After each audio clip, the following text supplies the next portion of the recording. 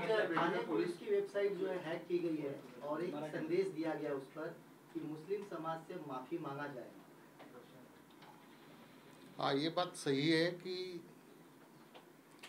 पिछले 2 दिन में देश में कई वेबसाइट्स हैक हुई है और इसमें ऐसे ही कुछ मैसेज दिया गया है। तो इसके बारे में हमारी जो महाराष्ट्र साइबर के प्रमुख हैं एडीजी मधुकर पांडे, ये पूरी इसकी इंक्वायरी कर रहे हैं। ठाणे पुलिस कमिश्नर की भी वेबसाइट हैक हुई है, लेकिन कोई इम्पोर्टेंट डेटा नहीं गया है। लेकिन मैं ये बताना चाहता हूँ, ये जो समाज में जो एक दूरी बनाने का काम जो हो रहा है कई भी कारण से, उसका ये नतीजा है। और हैकर्स ने पूरे वर्ल्ड के हैकर्स को अपील किया है कि आप इसमें शामिल हो जाए। सर, मराठीमध्ये अनेक ठिकाणी वेबसाईट हॅक करण्यात आली आहे, तर या प्रकरणामध्ये गृह मंत्रालयाची काय भूमिका आहे, काय करते?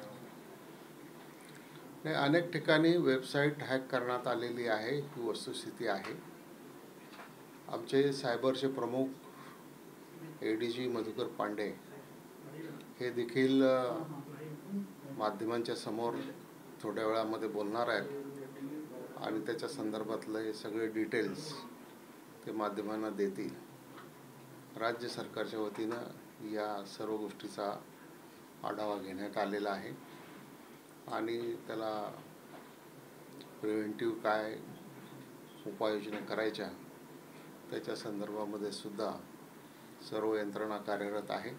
तथापि अजून सर्व माहिती प्राप्त झालेली नसल्यामुळं त्याच्यामध्ये अधिक माहिती देण्यासाठी माझ्याजवळ नाही आहे। सर, देशांमधले जे मुस्लिम कंट्रीज जे आहेत त्यांनी एक काही लोकांनी स्कॉलर जे आहेत त्यांनी असं आवाहन केलं आहे की सर्व मुस्लिमांनी एकत्र येऊन पाकिस्तानला सहयोग करावा आणि जे मुस्लिमच्या विरोधात बोलतात, म्हणजे भाजपसारख्या नेत्यांनी जे मुस्लिमांच्या विरोधात भाष्य केले आहे अशा लोकांना धडा शिकवण्यासाठी त्यांच्यावर हल्ला करावा यापर्यंत आता मात्र मुस्लिम कंट्रीजचे काही लोक करत आहेत। याकडे कसं आहे, काय अलर्ट आहे? आपण म्हणताय ती बाब अतिशय बरोबर आहे, परंतु ही घटना दुर्दैवी आहे की कारण आपल्या देशामध्ये जो समाजामध्ये विद्वेष पसरवण्याचं काम केलं जात आहे त्याला प्रतिकार म्हणून किंवा त्याच्यावर प्रति हल्ला म्हणून अशा प्रकारची कृती काही समाजातल्या टोकाचा विचार करणाऱ्या लोकांच्याकडून त्या ठिकाणी होते। तर ही बाब काही बरोबर नाही। शेवटी सगळ्यांना सलोख्याने राहायचं असेल तर एकमेकाच्या अडचणी भावना समजून घेणं गरजेचं आहे। परंतु आज हे जे अपील केलं जात आहे त्याच्यामध्ये नुकसान सगळ्यांचं होणार आहे, तर अशा गोष्टीपासून सगळ्यांनी दूर राहावं अशा प्रकारची माझी विनंती। अशा प्रकरणामध्ये पंतप्रधानांनी पुढाकार घेऊन माफी मागायला पाहिजे असं वाटतं? आता त्यांची जी मागणी आहे ती मागणी देशाच्या प्रमुखांनी याच्या संदर्भामध्ये माफी मागितली पाहिजे ही आहे। खरं म्हटलं तर ज्या पक्षाच्या प्रवक्त्यांनी जे प्रॉफेट मोहम्मदाच्या बद्दल जे उद्गार काढले त्याच्या संदर्भामध्ये अनेक ठिकाणी गुन्हे दाखल झालेले आहेत, कारवाई सुरू आहे। आता त्याच्या संदर्भामध्ये काय निर्णय घ्यायचा हे पंतप्रधानांनी स्वतः ठरवलं पाहिजे।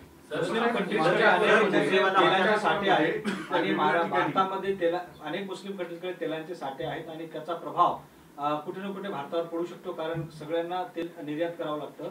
आपण भारत आहे सगळ्यात मोठा निर्यातक आहे। नाही, आता हा सगळा जागतिक बिझनेसचा आणि जागतिक नीतीचा भाग आहे। आंतरराष्ट्रीय नीती ठरवण्याचं काम केंद्र सरकार करत असतं, तर केंद्र सरकार जरूर याची दखल घेईल। मुंबईमध्ये मुसेवाला मागच्या हत्या प्रकरणात आठवड्यामध्ये महत्त्वाचे धागेदार पोलिसांच्या हातात लागलेले आहेत. पंजाब आणि हरियाणा पोलीस पण महाराष्ट्र पोलिसांच्या संपर्कात आहे. अधिक तपशील काही सांगता येईल? हे आधीचं संपलं का? एक मिनिट, नाही प्रश्न विचारायचा मध्ये वेगळा विषय बनत आहे आधी. मागील आठवड्यामध्ये महाराष्ट्रामध्ये 3 ठिकाणी अचानक शुक्रवारी मुस्लिम समाज बाहेर आला होता. यापुढे सुद्धा अशा स्वरूपातले काही अलर्ट्स आहेत का आणि राज्य सरकार गृह विभाग काही प्रिकॉशन घेते का? नाही, या संदर्भामध्ये तशी जरी स्पेसिफिक काही माहिती जरी नसली तरी सुद्धा येत्या शुक्रवारी नमाजच्या नंतर कुठल्याही प्रकारे अशा प्रकारची घटना होऊ नये याच्यासाठी संपूर्ण राज्यामधल्या सर्व पोलिसांना सतर्क करण्यात आलेलं आहे आणि पोलीस सतर्क राहून कायदा आणि सुव्यवस्थेचं पालन कसं होईल याची काळजी घेतील. सर, इसी से जुड़ी हुई बात, क्या जो मोर्चे निकाले गए थे क्या लोगों पर कोई कार्रवाई सर, त्या कारगिल उत्सव जे वक्तव्य केलं होतं आणि मुस्लिम राष्ट्रातून ज्या पद्धतीनं उत्तर आलं, तर त्याच माध्यमातून अशा पद्धतीनं सायबर हल्ला करून कुठेतरी संदेश द्यायचा प्रयत्न आहे की अशा पद्धतीचं वक्तव्य करू नये आणि त्याला इतर राष्ट्रांमधून या अशा पद्धतीनं सायबर हल्ले होताना दिसतात. ही बाब निश्चितच खरी आहे की ज्या पद्धतीनं वक्तव्य आलं त्याला प्रतिकार करण्यासाठी आज हा मेसेज दिला गेलेला आहे की अशा प्रकारची वक्तव्य होऊ नयेत आणि त्याच्यासाठी प्रत्येकाने आपापल्या मर्यादा बाळगल्या पाहिजेत आणि त्याचाच हा संदेश आहे. सर, भारत हा जे धर्मनिरपेक्ष देश म्हणून ओळखला जातो, अशा ठिकाणी एका धर्माच्या व्यक्तीने दुसऱ्याच्यावर आरोप केल्याने जे मुस्लिम कंट्रीज आहेत त्यांच्या एकता वाढता जो प्रभाव आहे आणि त्यांचा जी तीव्रता आहे त्याच्यामुळे कुठे ना कुठे भारताला मोठी अडचण निर्माण होईल जगांमध्ये असं वाटतं.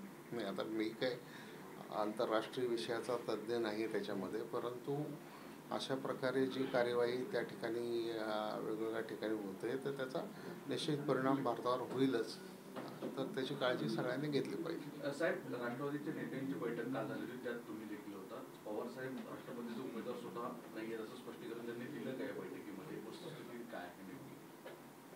नाही, आता याच्या संदर्भामध्ये काल दिल्लीवरून स्टेटमेंट आलेलं आहे, त्यामुळं त्याच्यावर मी काही अधिक बोलायची आवश्यकता नाही. आणि पवारसाहेबांच्या सारखा नेता जो जनसामान्यांच्यामध्ये असणारा नेता आहे, जनसामान्यामध्ये रमणारा नेता आहे, त्यांना अशा प्रकारच्या जबाबदारी घेऊन त्यांना कितपत ते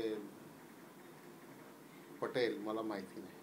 सर, हिंदी में भी इस विषय पे जानना चाहेंगे। पवार साहब को राष्ट्रपति बनाने के लिए कुछ तबकों से मांग उठी गई राजनीतिक दल के समर्थन में। कल जो एनसीपी की बैठक हुई उसमें इस बात की चर्चा हुई और कोई आंकड़ा बन पाई? कल की मीटिंग में इस बात पर कोई चर्चा नहीं हुई, लेकिन वो आज दिल्ली में सभी नेता एक दूसरे से मिल रहे हैं, तो दिल्ली में सब पार्टी के नेता जब इकट्ठा मिलेंगे जब इसके बारे में निर्णय होगा। अभी पवार साहब का निर्णय आज उन्होंने कल ही स्पष्ट किया है कि वो उसके उम्मीदवार नहीं होंगे। जैसे पार्टी कार्यकर्ताओं का, पार्टी के नेताओं का ऐसा कुछ मानस है कि पवार साहब को कन्विंस करने की कोशिश की? मैंने बोला ना कि इसके बारे में कोई चर्चा नहीं हुई। सर, आज डावे पक्षांचे काही नेते पवार साहेबांची भेट तर या दरम्यान एनसीपी पक्षाकडूनही काही नेत्यांकडून मागणी केली जात आहे की यांना राष्ट्रपतीपेक्षा युपी पदाचा अध्यक्ष करावा। नाही, मला माहिती नाही।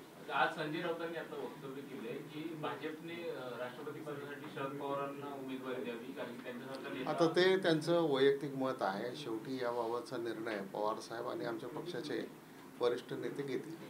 सर, जैसे कि एक सवाल हिंदी में था सर कि सलमान खान केस में इन्वेस्टिगेशन कहाँ तक आगे बढ़ा है? संतोष जाधव भी पकड़ा गया है अभी से।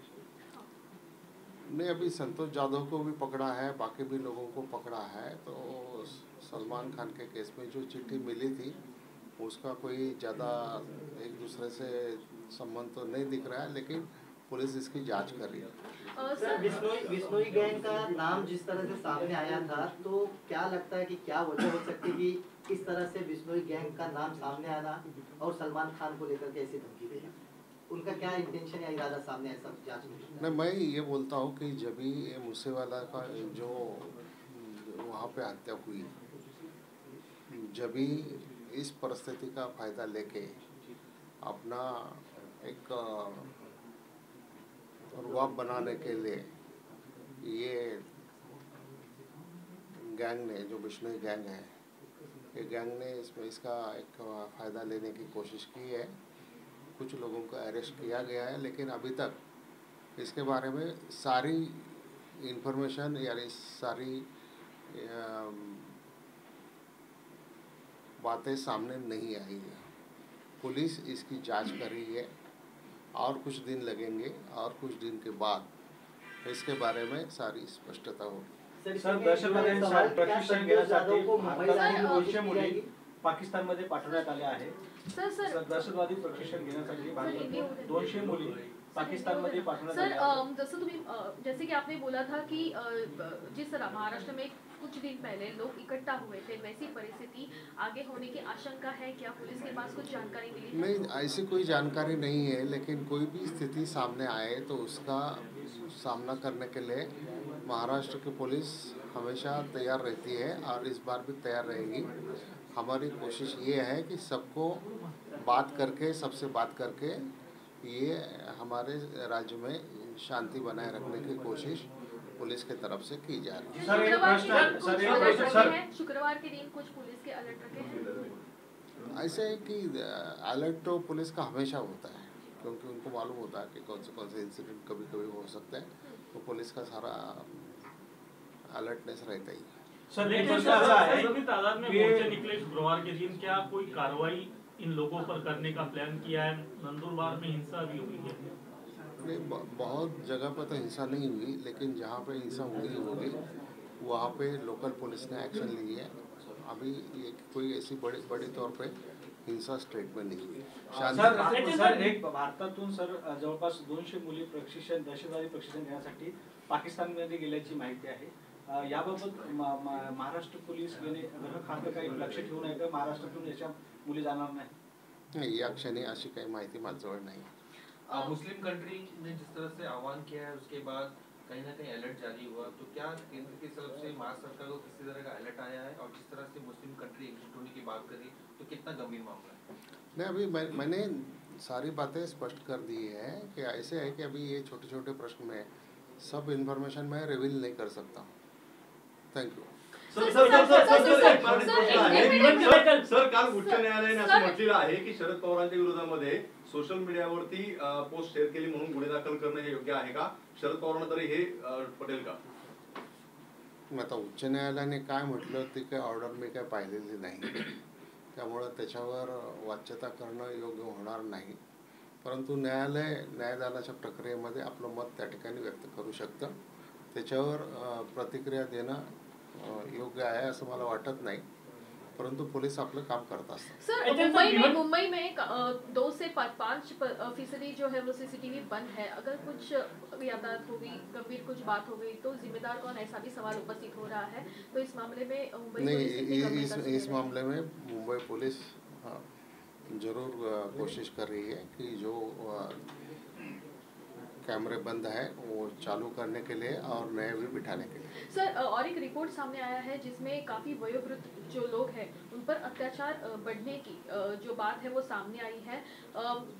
मुंबई पुलिस जो है वो हर घर जहाँ पर ज़्यादा एजेड लोग रहते हैं उनके घर में जाके पूछताछ करने के बारे में भी अपना योगदान देते हुए नजर आई, लेकिन इस तरह के मामले जो है वो बढ़ते हुए नजर आए हैं, घरेलू मामले। तो सवाल क्या आपका? वयोवृद्ध माणसांवर अत्याचार वाढत असल्याची गोष्ट सध्या समोर येते, तसं सर्वे आलेला आहे। या संदर्भात काही माहिती आहे का? आता अशा प्रकारचे सर्वे, अशा प्रकारची माहिती नेहमीच येत असते, त्याची नोंद पोलीस त्या ठिकाणी घेत असतात आणि कारवाई करत असतात।